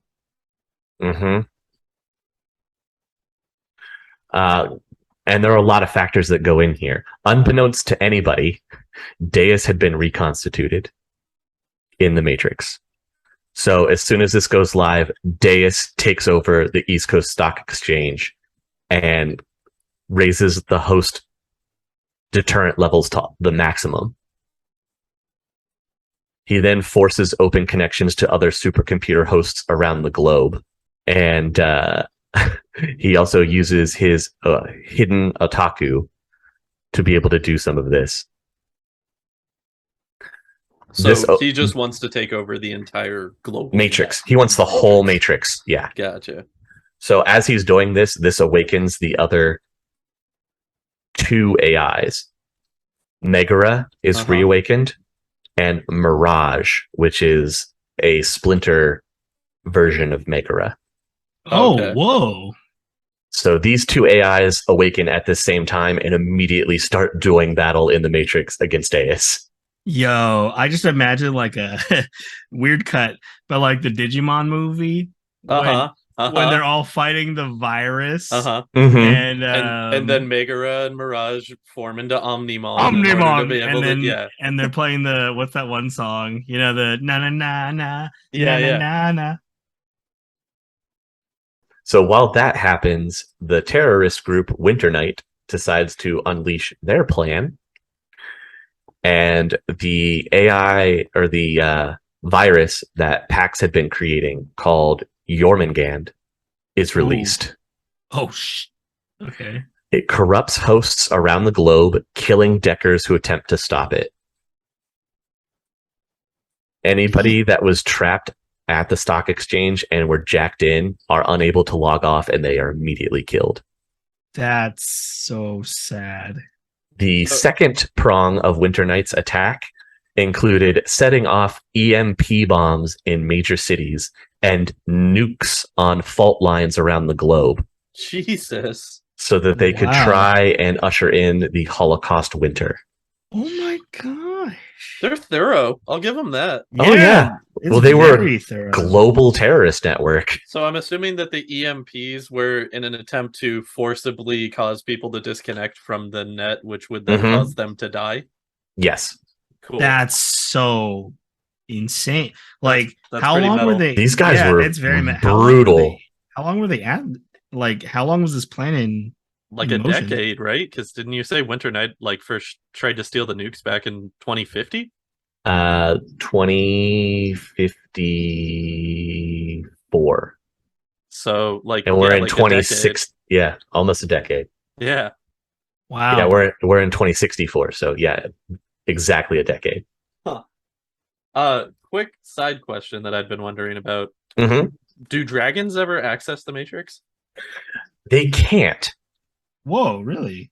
Dragons cannot access the Matrix because that would preclude them having to have cyberware to be able to do so.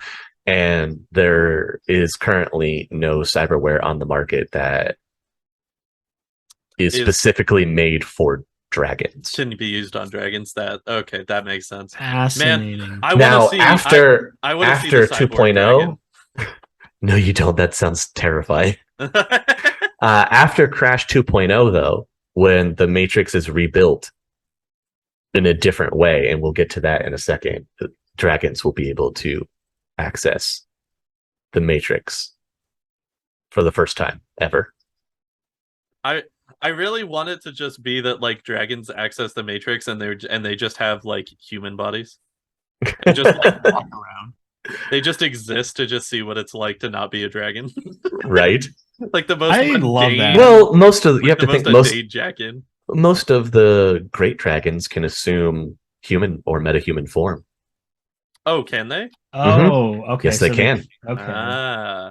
It's not widely known that they can do it, but they can. I keep forgetting that the great dragons are literal dragons, and in my brain I always just keep imagining them as Dragonborn from D&D, where they're half humanish, humanoid dragonoid people. And I keep forgetting that these are literal fucking dragons. Yep. Giant wings, 4 legs, tail, head. Yep, they're literal dragons. Do you think that if Dunkelzahn would have ever had the opportunity to use Air Force One, he would have just painted himself like an airplane? We can only hope, man. We can only speculate. So Winter Knight sets off their second attack with the EMP bombs. Okay. And this breaks the back of the worldwide matrix. However, somehow the nuclear bombs that were set on the fault lines are somehow constrained. They don't do a whole lot of damage. Again, unseen forces. Unseen forces. Sometimes unseen forces are forces of good. This is true. They cut the rest of us a break, I guess. The very next day, on November 3rd, and that battle still rages in the Matrix. Taking advantage of the chaos of the Crash 2.0, the rebel group New Revolution stages a coup in the UCOS, and they kidnap President Kyle. No, not Kyle. Mm-hmm. Wow, you really came around on Kyle. I mean, listen, he had quite literally the biggest shoes possible to fill, and I just really hope he was doing a good job. His vice president, Nadia, survives the assassination attempt. Wait, did they kill Kyle? They kidnapped him. Oh, they kidnapped him and tried to assassinate Nadia. Okay. Yes, but she survived. Thank God. New Revolution troops were subverted from the UCOS military itself, and they attempt to seize sprawls all across the UCOS. By the end of the day, the brigadier general of the UCOS military was able to contain the coup, and they captured and killed the leader of the New Revolution, who turned out to be a senator, one Jonathan Braddock. So that's a year, right? That was a full ass year. 2064 was intense there at the end, especially for the Winter Knight and the AI fight and everything. How long does the AI fight last? It actually keeps going.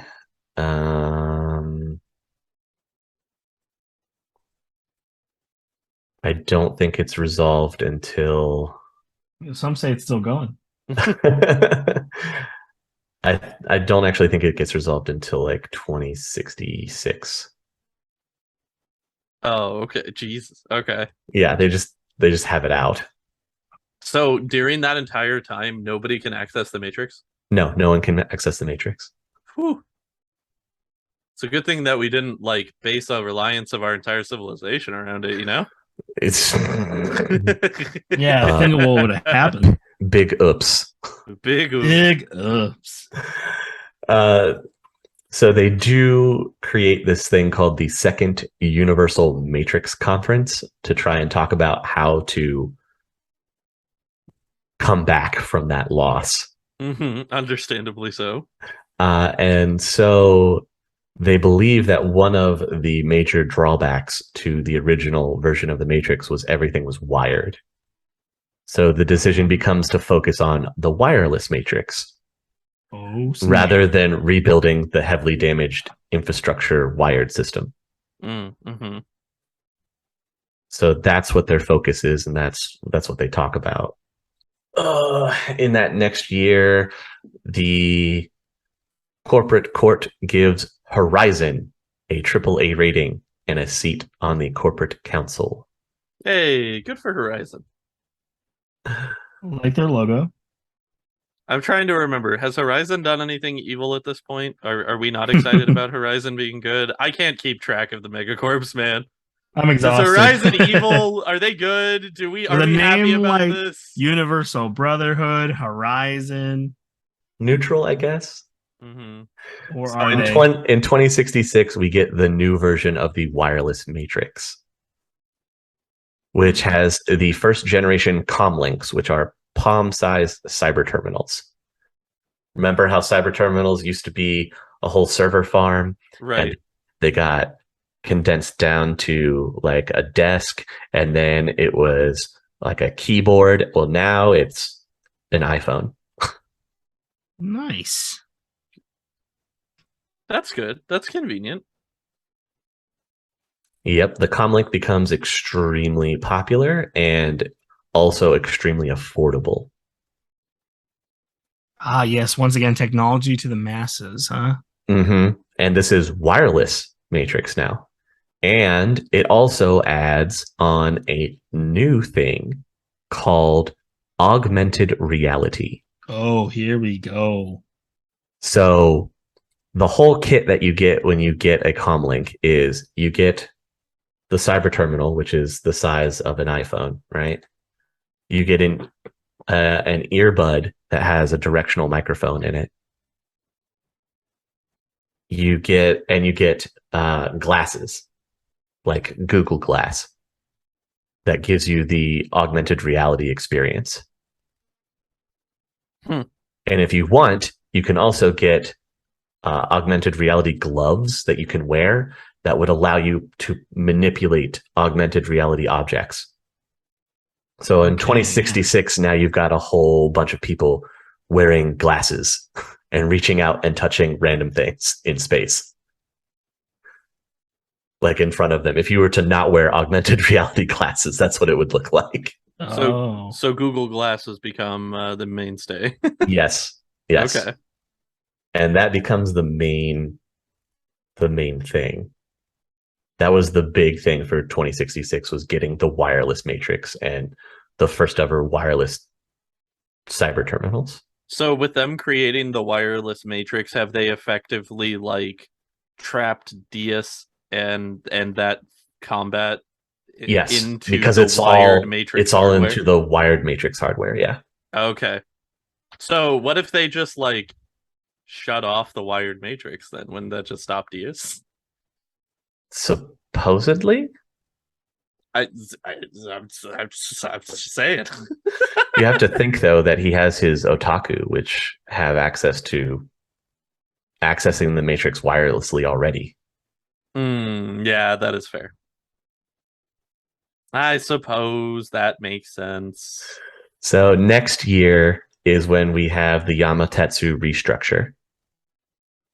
Okay. Where Yamatetsu renames itself Evo Corporation. Because now their CEO is a metahuman. Right, okay. And Evo Corporation is going to be one of the first corporations that sets up a base on Mars. Oh, okay. They're actually going to attempt to colonize Mars. So at this point, have we successfully started the moon colonization? Yes, the lunar colony is being a success. To the point that in 2070, I think it is, is when Ares actually comes out and says they want to build a space elevator.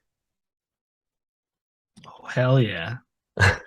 Which would go from Earth up to a habitat at one of the Lagrange points. And this gets greenlit too. Dope. Yeah, it eventually by 2074 it is complete. So we get a giant jump. The most interesting things that happen in the late 2060s into the early 2070s is obviously you have the augmented reality and the wireless matrix. And now you're seeing more instances of these people called technomancers, which are able to interact with the matrix, the wireless matrix, without any kind of cyber terminal. Yeah. Didn't you briefly? I think you briefly introduced them. Yes, they started as otaku, and then they become the technomancers. I see. Right.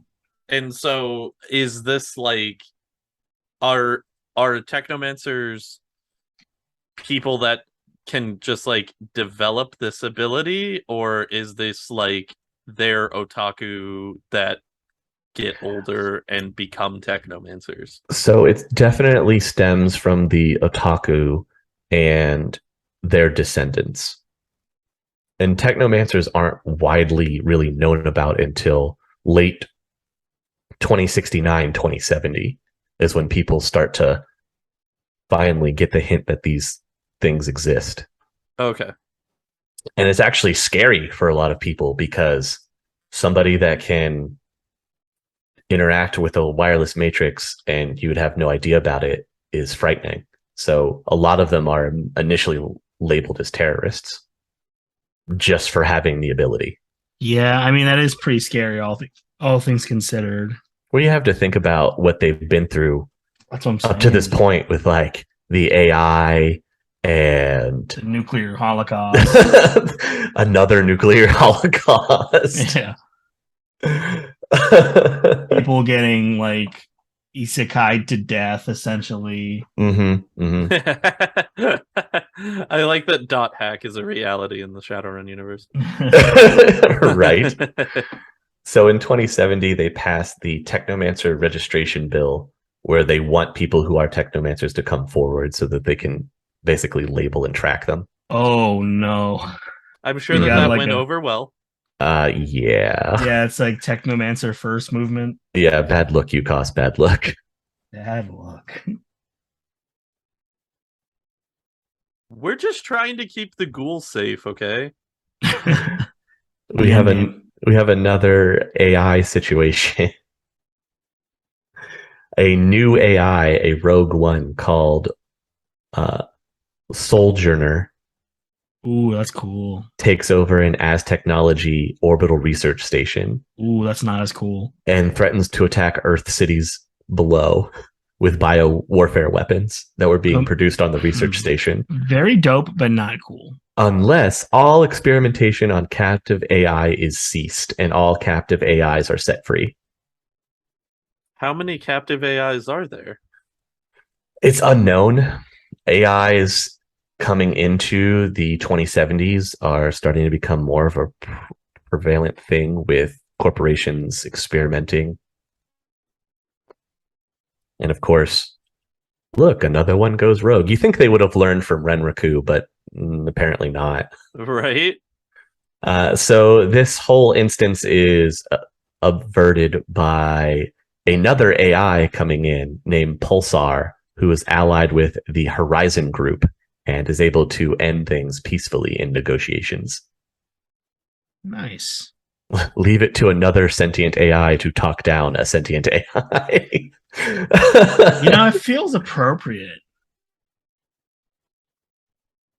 Yeah, I would think it would be the only way to stop it. Yeah, and what were like the terms? It's not entirely made apparent what the exact terms were. It's probably more of a logical discussion that took place. And then the following year, the corporate court votes against the artificial intelligence accords, stating that the question of AI sapience and rights must be determined on a case-by-case basis. However, some places don't see it that way, and I think one of the Nan nations actually will begin to offer sins to any AIs that seek citizenship. Wow. AI gets citizenship before ghouls, huh? I don't want to talk yes, about it. yes. Okay, all right. And all right. Horizon and the Evo group follow suit as well. So if you're an AI, you could come work for the Evo Corporation and get a sin. Wild. It is, right? Yeah. Thinking of AI as like a sentient and real person. I mean, we're not even close right now. So all things considered, I'd knock that up as a W, considering that this AI could have nuked several countries, probably. Mm-hmm. Huh. All right. Wait, hold on. So you're telling me if we got a radical ghoul group and then had them threaten the world somehow, then maybe, just maybe. I'm listening. They could get rights. Ghoul sins. Ghouls have no sins, and that's the problem.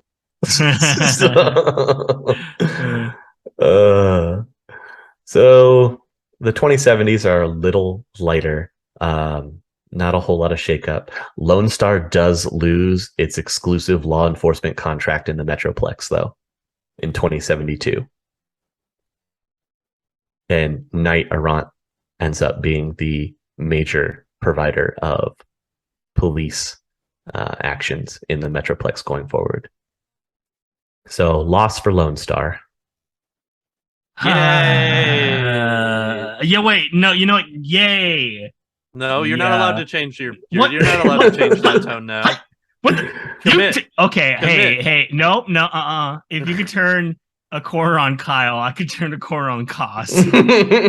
I never turned a quarter on Kyle. I've supported Kyle since day one. Check the tapes. Check the tapes. Let's get those receipts. Get the receipts. He's a no dunkles on, but he's doing the best he can. So by 2076, that space habitat that Ares had talked about becomes available for the general population to move into. Okay. And so now you got people living in space. Nothing bad happened on the moon? No, they just developed that one lunar base, and then I don't know how you get into extraterritorial dispute rights on the moon after that, with other corporations wanting to get pieces of the moon for research stations. Probably an insanely intricate series of conversations. I imagine the corporate court is still in discussion about such things. Now, I just want to manifest this in case it hasn't already happened in Shadowrun lore. Mm-hmm. If the next thing that happened down the road was a dragon came out of the moon. Oh my god. Perfect. Space dragons. Space dragons. Yeah, I don't see why that is not obviously the next thing that's going to happen in the 9th edition or whatever. So the rest of the years up to 2080, which will be the current timeline for the most recently released 6th edition, there's some corporate shakeups. There is that base that is established by the Evo Corporation on Mars. More corporations become interested in Mars as a possible off-site experimental place. So there's more missions to Mars, and the Evo group will have to compete with that. One of the big things that comes about in the newest edition is that initially they had gone away from the Seattle Metroplex, saying that most of the stories in the Seattle Metroplex by now have been played out. And what they wanted to center on for the newest edition is the rebuilding of the Chicago Metroplex. Oh. So after everything Chicago has suffered through, they finally start to come back into the limelight as one of the major settings for this new edition. That's a very cool hook. That brings us up to speed on everything current. I'll get in more to those corporate shakeups that happen through the years when we get to our corporate section. But as for right now, that's the whole history. What do you guys think? And nothing bad ever happened in the Shadowrun universe. That's my takeaway. Let's just count the number of times there were nuclear instances. Disappearing, being stolen, being fired. How many times I heard something, immediately got excited, and then immediately got crestfallen. I just want a shirt that's like one of us with a mug that's just like, another uneventful year in Shadowrun. And nothing bad ever happened again. The Topps Company Inc. has sole ownership of the names, logo, artwork, marks, photographs, sound, audio, video, and or any proprietary materials used in connection with the game Shadowrun. The Topps Company Inc. is granted permission to Critical Hits to use such names, logos, artwork, photographs, sound, audio, video, and or any proprietary materials for promotional and informational purposes on its website, but does not endorse and is not affiliated with Critical Hits in any official capacity whatsoever.